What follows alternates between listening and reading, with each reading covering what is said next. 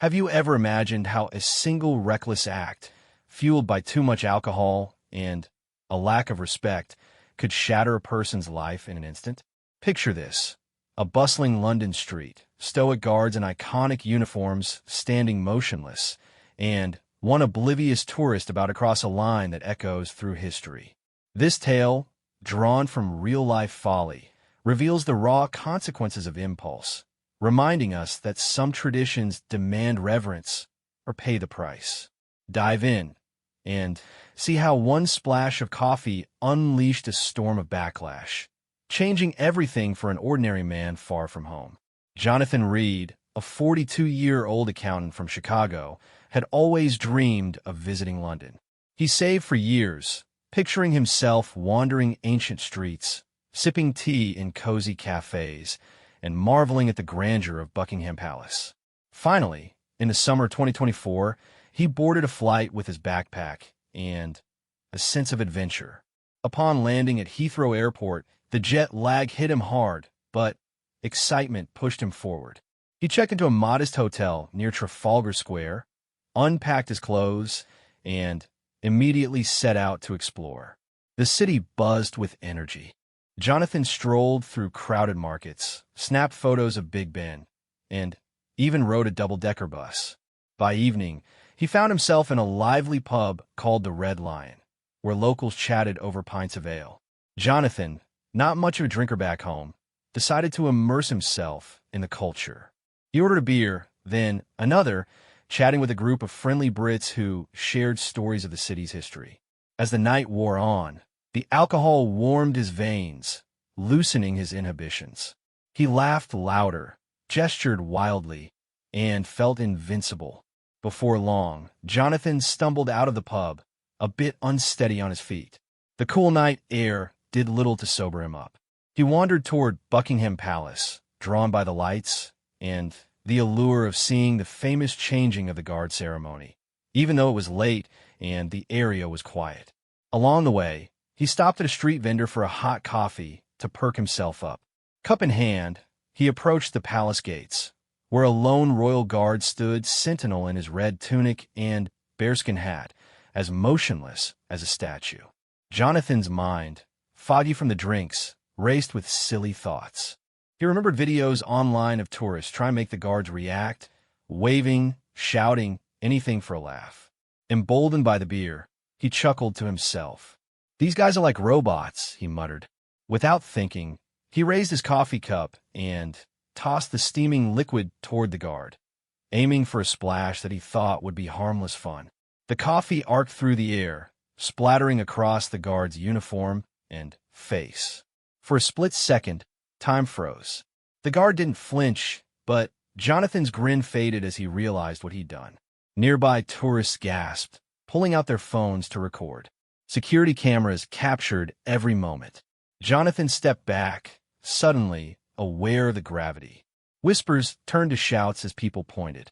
A police officer patrolling the area rushed over, his expression stern. "What the hell do you think you're doing?" the officer demanded, grabbing Jonathan's arm. The guard, trained to remain composed, wiped the coffee from his eyes but stayed in position. Jonathan stammered apologies, claiming it was a joke, but the damage was done. Handcuffs clicked around his wrists as more officers arrived, sirens wailing in the distance. The incident spread like wildfire on social media. Videos titled "Drunk Tourist Attacks Royal Guard" went viral, amassing millions of views overnight. Jonathan, now in a holding cell at a nearby police station, sobered up quickly. His head throbbed, and regret washed over him. The officers explained that assaulting a royal guard was no minor prank. It was a serious offense, potentially leading to charges of assault and public disorder. Jonathan's passport was confiscated, and he was told to wait for processing. Back home in Chicago, his family learned of the news through frantic calls from the embassy. His wife, Sarah, was in shock, scrambling to contact lawyers. Friends shared the videos, some laughing, others horrified. Jonathan spent the night in custody, staring at the cold walls, replaying the moment in his mind.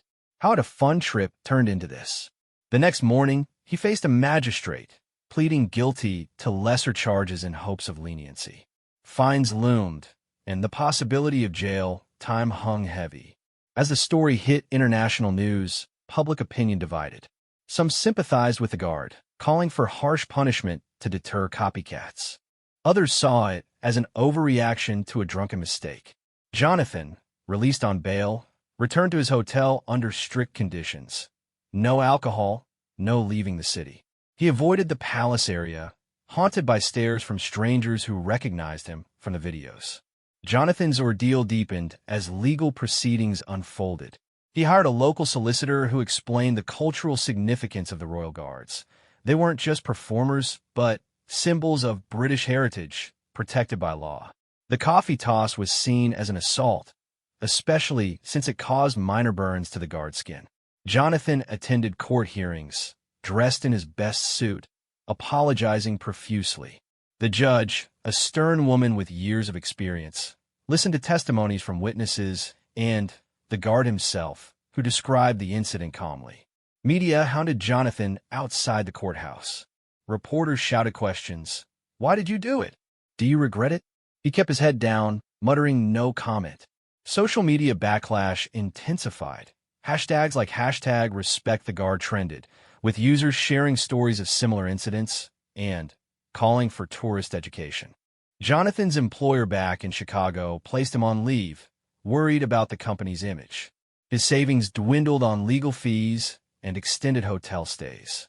In a twist, the guard involved, named Sergeant Ellis, chose not to press personal charges, stating in a statement that such events were unfortunate but part of the job.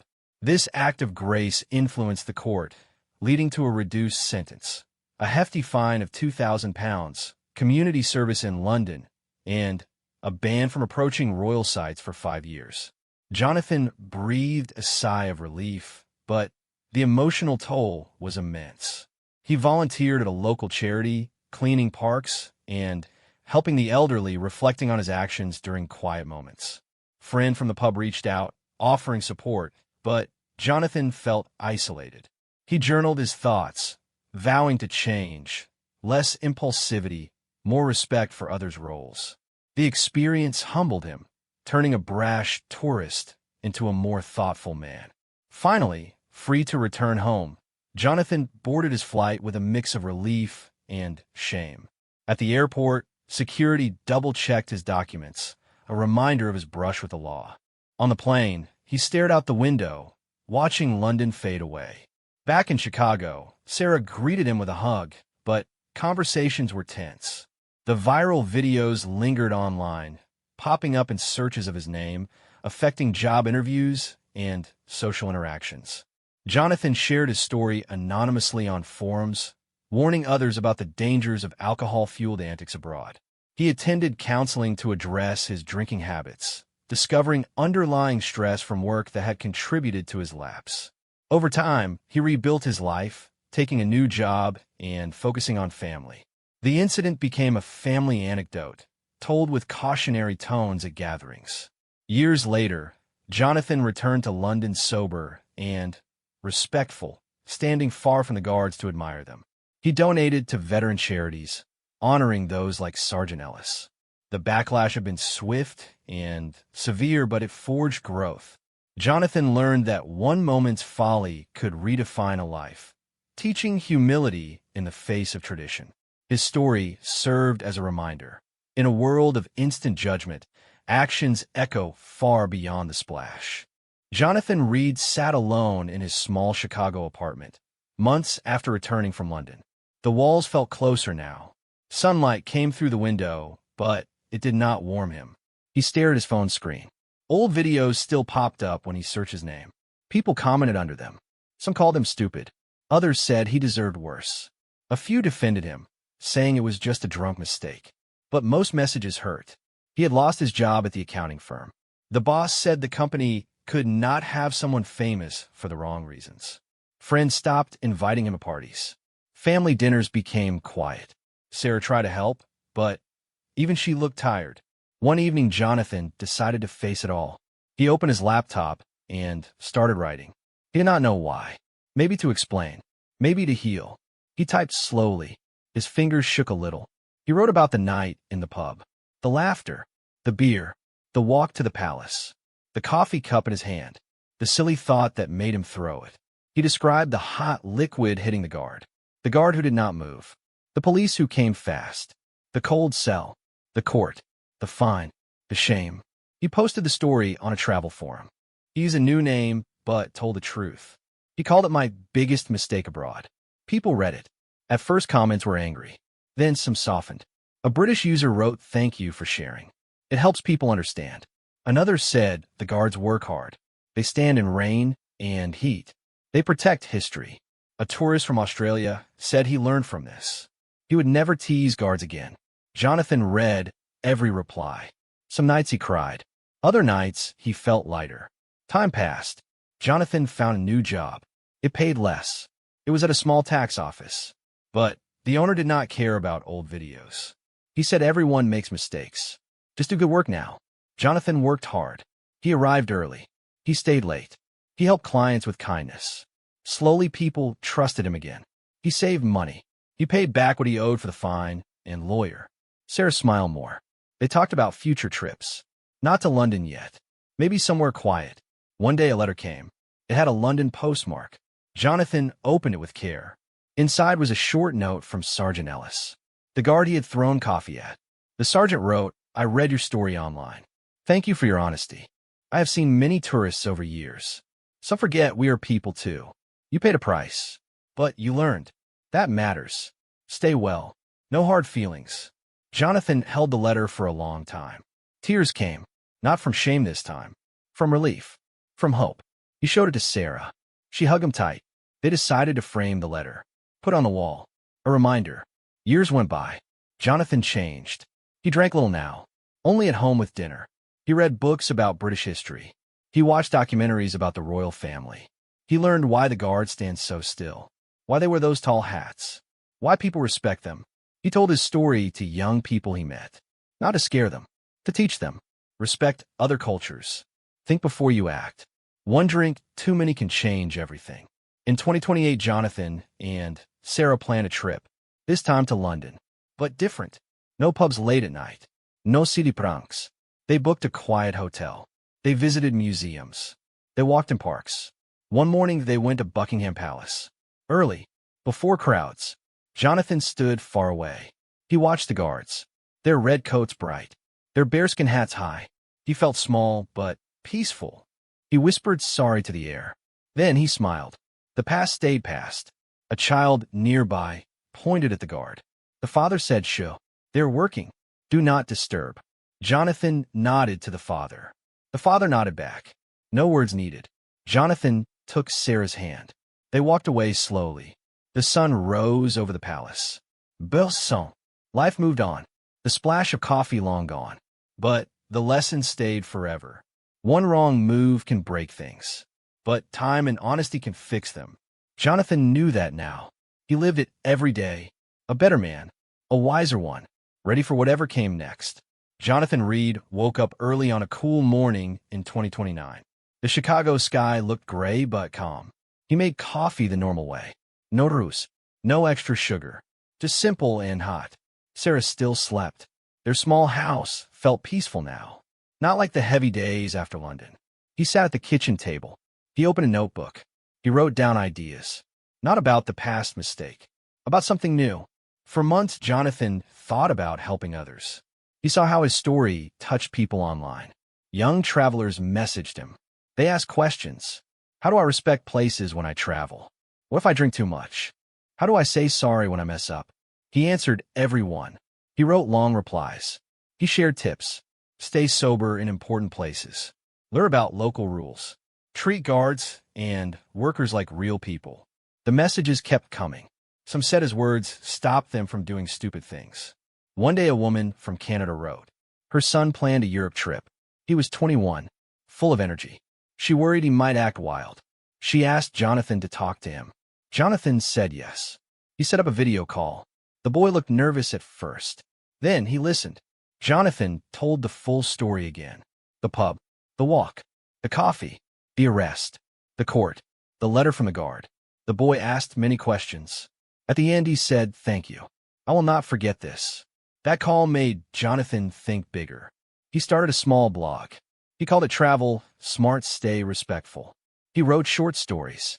He added photos of places, not his old videos, new ones, calm pictures of palaces, quiet streets, guards in the rain.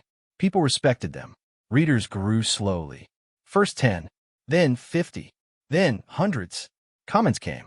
Positive ones. People shared their own lessons. A girl from Texas said she bowed to a guard in Edinburgh.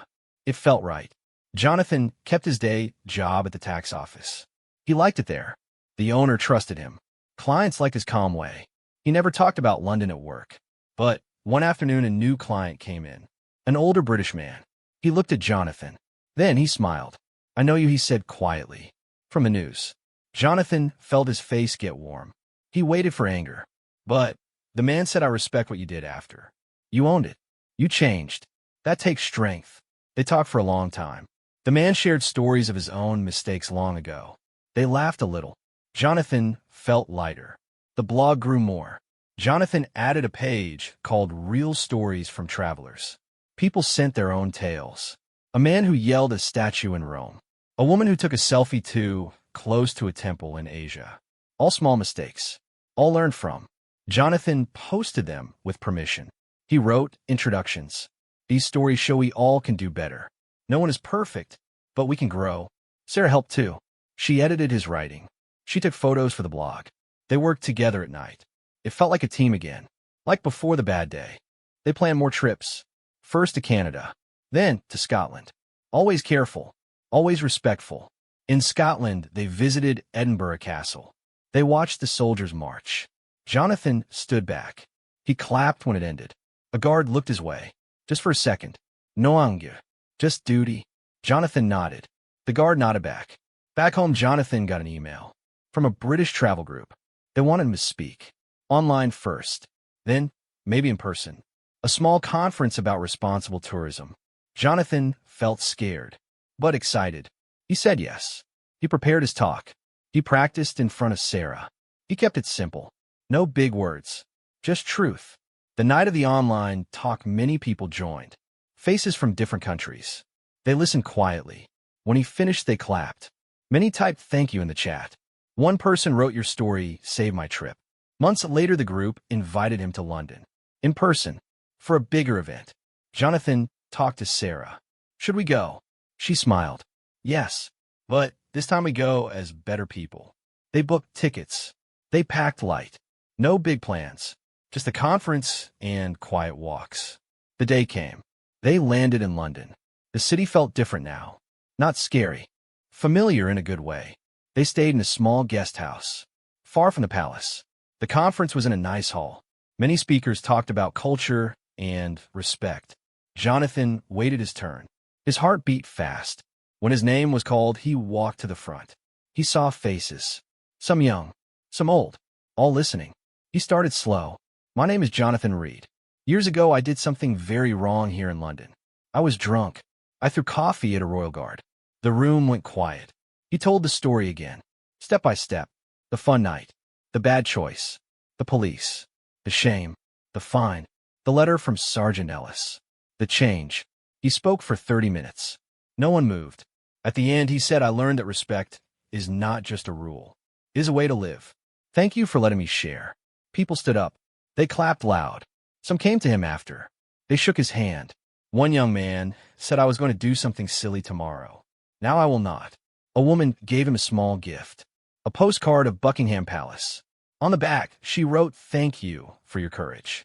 After the conference, Jonathan and Sarah walked to the palace. Early morning again. Few people around. The guard stood tall. Red coats. Black hats. Still as stone. Jonathan stopped far away. He watched for a long time. No coffee this time. Just quiet respect. Sarah took his hand. They stood together. A soft wind blew. The sun came up slow. Gold light touched the palace. Everything felt right. Later that day, Jonathan sent an email to Sergeant Ellis.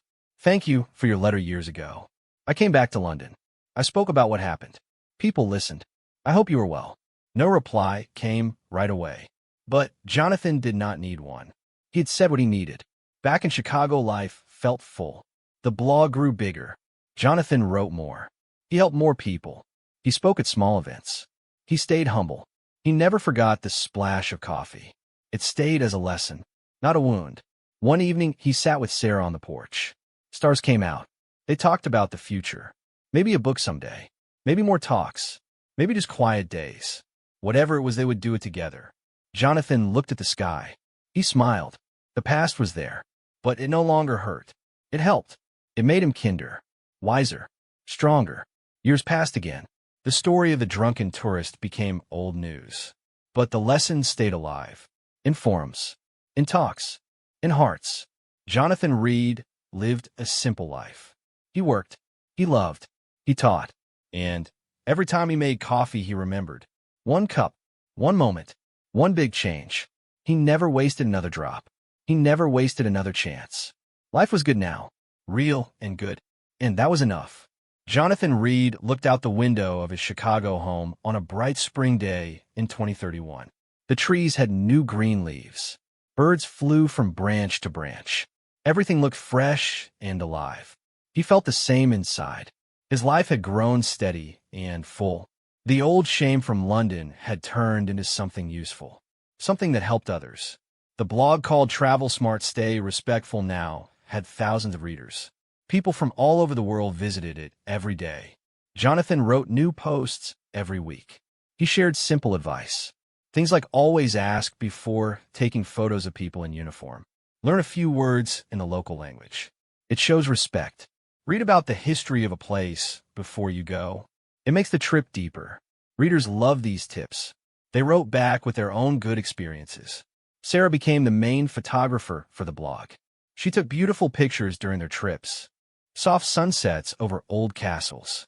Quiet streets in early morning. Guards standing proud under gray skies. Her photos made the words come alive. People said the pictures helped them feel the places. Made them want to travel right. One morning, Jonathan received a special email. It came from a big publishing company in New York. They had read his blog for a long time. They liked his honest way of writing. They asked if he wanted to turn his story and lessons into a real book. A book for travelers everywhere. Jonathan read the email twice. His hand shook a little. He showed it to Sarah.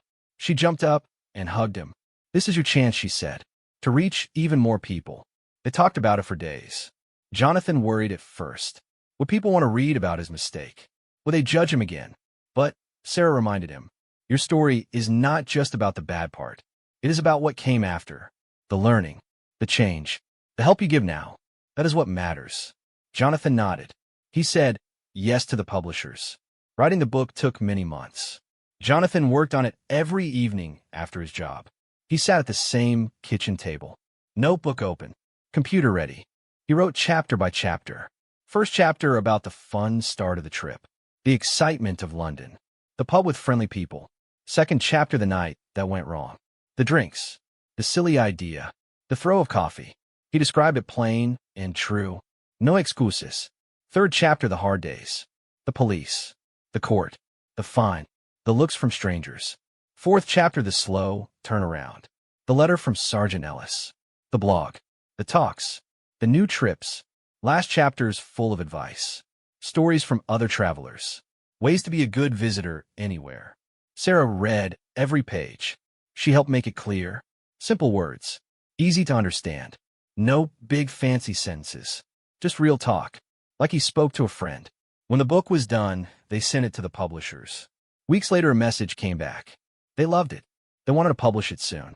The book came out in 2032. It had a simple title, One Splash, Two Far Lessons from a Tourist Mistake. The cover showed a quiet palace gate. No people, just a red wall and black fence. Clean and calm. The book went to stores.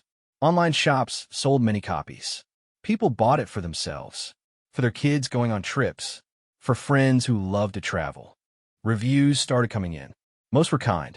A traveler from Australia wrote, "This book saved my vacation. I read it before I left. I stayed careful. Had the best time." A mother from Germany said, "I gave it to my son. He is going to Europe. Now he understands respect better." A teacher in a school used parts of the book in class. She taught students about culture and Good behavior abroad. Jonathan did not stop with the book. He started giving more talks. Small libraries, schools, travel clubs. He went to places near Chicago first. Then, farther. One time he spoke at a big travel fair in Toronto. Hundreds of people came. They sat quiet while he told the story. When he finished, they asked questions. How did you feel in court? Did you ever want to give up? What was the best way to say sorry? He answered each one with patience. Truth. People left the room thinking. Sarah traveled with him sometimes. She took photos of the events, posted them on the blog, showed happy faces, clapping hands. It made everything real. People saw a man who once made a big mistake. Now he stood tall, helped others. It gave hope. In 2034, Jonathan got another letter, this time from London.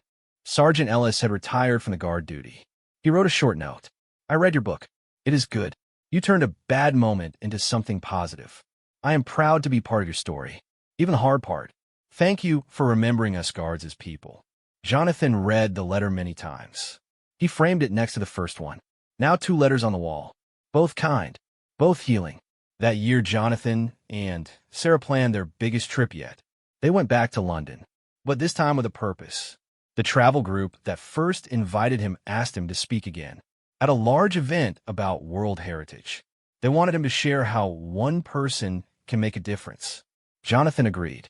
He prepared a new talk, longer, with more stories from the book. From readers, they arrived in London on a sunny day. The city welcomed them like old friends. No fear, just peace. They stayed in a nice, small hotel, walked the streets slowly, visited places they missed before, museums, parks, old bridges. Everything felt different, lighter. The day of the big event came. The hall was full. People from many countries, guides, teachers, tourists, officials. Jonathan walked to the stage. He looked at the crowd. He smiled. No shaking this time. He started. Good evening, everyone. My name is Jonathan Reed. Many years ago, I came to this city as a tourist. I made a mistake. A big one. I disrespected a royal guard. I threw coffee on him. The room stayed silent. He told the whole story once more. But this time he added new parts. How the blog started. How the book happened. How letters came. How lives changed. He spoke for almost an hour. People listened hard. Some took notes. At the end, he said, the most important thing I learned is this. Mistakes do not have to be the end. They can be the start. Start of better choices. Start of helping others. Start of real respect. Thank you. The applause was loud and long. People stood. Some wiped eyes. After the talk, many came forward. They wanted photos. They wanted to shake hands. One young guard from the palace came too. He was new, not the same one. But he said, on behalf of all of us, thank you. You show that respect matters. We appreciate it. Jonathan and Sarah walked out into the evening. The air was cool. Street lights glowed soft. They held hands. They walked toward Buckingham Palace one more time. Night had fallen. The palace looked beautiful under lights. Guards stood in their places. Quiet. Strong. Jonathan stopped at a good distance. He watched them. He thought about that old night. The coffee. The splash. The chaos. Now it felt far away. Like a dream from another life. A family walked by. A little girl pointed at the guards. Daddy, why do they not move? The father answered softly. They are very brave. They stand for something important. They protect our history. The girl nodded. She looked serious. Jonathan smiled. He turned to Sarah. See, he whispered. The lesson lives on. They stayed in London a few more days. Andrea Giet Moments. Ate good food. Laughed together. When it was time to go home, they felt ready. The trip had been perfect. No mistakes. Only good memories.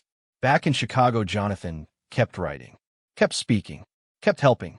The book sold more copies every year. Schools used it. Travel companies gave it to groups. People shared it with friends. Jonathan stayed the same humble man. He still worked at the tax office part-time. Still made coffee every morning.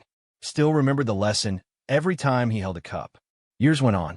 Gray came to his hair. Lines appeared on his face. But his eyes stayed bright. His heart stayed kind. Sarah stayed by his side. They grew old together. They watched their blog turn into something bigger. A small community of respectful travelers. People who cared. People who learned. On quiet evenings, Jonathan sat on the porch. He looked at the stars. He thought about that one night in London, the night that changed everything. He did not feel anger anymore. He did not feel shame. He felt grateful. Grateful for the hard lesson. Grateful for the second chance. Grateful for the chance to give back. He picked up his cup of coffee, took a slow sip. It tasted good, warm, simple. He smiled. One splash had started all, but many good drops had followed, and that made all the difference. Life was full now, rich with meaning, and he knew he had done his part. A small man, a big change, a story worth telling. Forever.